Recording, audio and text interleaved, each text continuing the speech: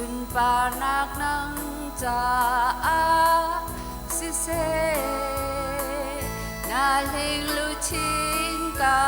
phil xoay tôn Calvary đang in ca sa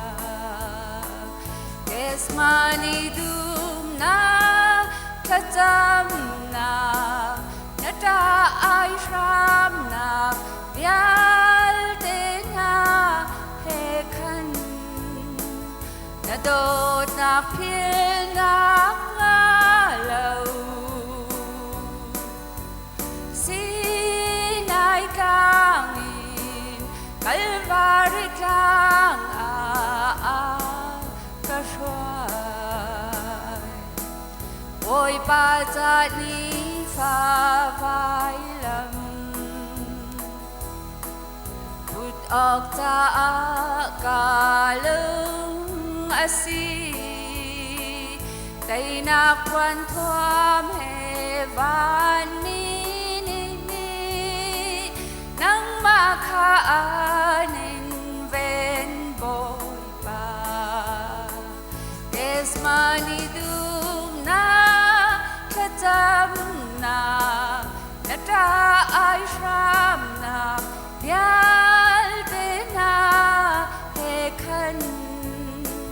na dot na phil na nga lâu si nai kang in Calvary kang a ka shwai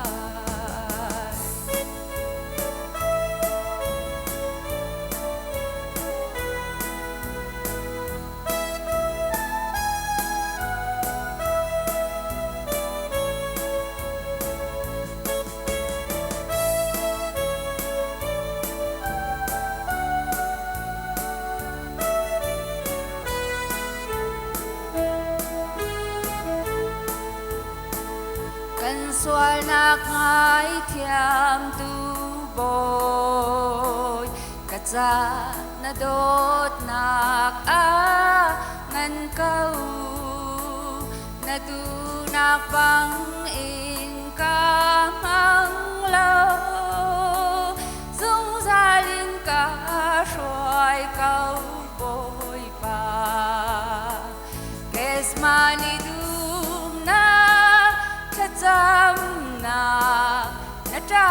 ai ram na ya